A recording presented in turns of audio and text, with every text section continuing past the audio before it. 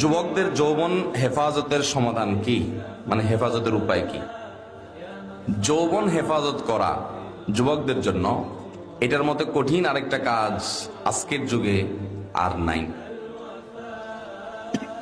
নামাজ রোজা পড়া এত কঠিন না, এমনকি দাড়ি রাখাও এত কঠিন না। যত কঠিন হলো যুবকদের জন্য যৌবনকে নষ্টামি, নোংরামি এবং জেনা ব্যভিচার থেকে বাঁচানোর মতো কঠিন এরকম আরেকটা, এটা যতটা কঠিন এরকম অন্য কোনটা কঠিন না। আর এই জন্যই নবী করিম সাল্লাল্লাহু আলাইহি ওয়াসাল্লাম বলেছেন, মাইয়াদমান লি মা বাইনা লিহিয়াইহি ওয়া মা বাইনা রিজলাইহি আদমান লাহুল জান্নাহ। যারা দুই ঠোঁটের মধ্যবর্তী অঙ্গ অর্থাৎ মুখ এটা, আর দুই পায়ের মধ্যবর্তী অঙ্গ অর্থাৎ লজ্জাস্থান, এই দুইটা জিনিস অর্থাৎ তার চরিত্র এবং তার জবান, এই দুইটার দায়িত্ব যারা নিতে পারবে, নবী করিম সাল্লাল্লাহু আলাইহি ওয়াসাল্লাম বলেছেন, আমি তাদের জন্য জান্নাতের দায়িত্ব নিয়ে নিলাম। তুমি তোমার এই দুইটাকে কন্ট্রোল করো, জীবনে কখনো এগুলোতে কালিমা লাগতে দিও না, এগুলো দিয়ে কোনো পাপ অপরাধ করিও না, হারাম রিলেশন করিও না, কোনো মেয়ের সাথে অবৈধ বিবাহ বহির্ভূত সম্পর্ক, হারাম সম্পর্ক, রিলেশন যেটাকে তোমরা প্রেম বলো, এই জাতীয় সম্পর্ক করিও না।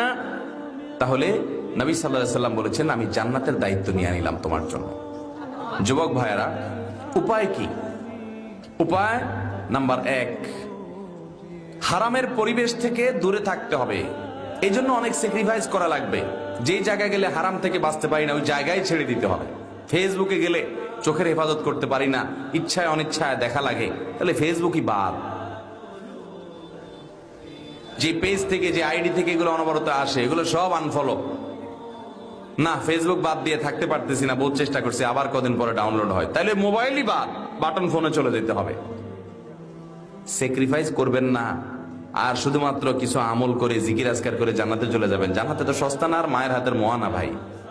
হারাম থেকে বাঁচার জন্য সংকল্প করতে, যে যুবক নিজেকে হারাম থেকে বাঁচার জন্য চেষ্টা করে বাঁচাতে পারে না, আমি নাম দিই এটা হলো ঢিলা যুবক। ঢিলা ডাইরেক্ট, যে যেখানে মেয়ে মানুষ দেখছে সেখানে কাইতে হয়ে গেছে, ভিডিও একটা দেখছে তো পাগলের মতো দেখা শুরু করছে ফেলফেল করে, এটা ডাইরেক্ট রুগীর মতো হয়ে গেছে। নিজেদের নিয়ন্ত্রণ করার ক্ষমতা নাই। আর যে হারাম দেখলে নিজেকে সরায় রাখে, না আমি এদিকে দেখবো না, আমি এটা শুনবো না, আমি এই পথে যাব না, আমি হারাম কাজ করব না, সবাই করে আমি করব না, নিজেকে বাঁচায়, সংগ্রাম করে, এর মেরুদণ্ড আছে, এর ভিতরে নিয়ন্ত্রণ শক্তি আছে, কন্ট্রোলিং পাওয়ার আছে। এ হলো আসল যুবক, এ হলো সাহসী, আর ওটা হলো ঢিলা। কথা কি বুঝতে পারছেন? এই জন্য বাঁচার উপায় হলো হারামের পরিবেশ থেকে সরে আসেন।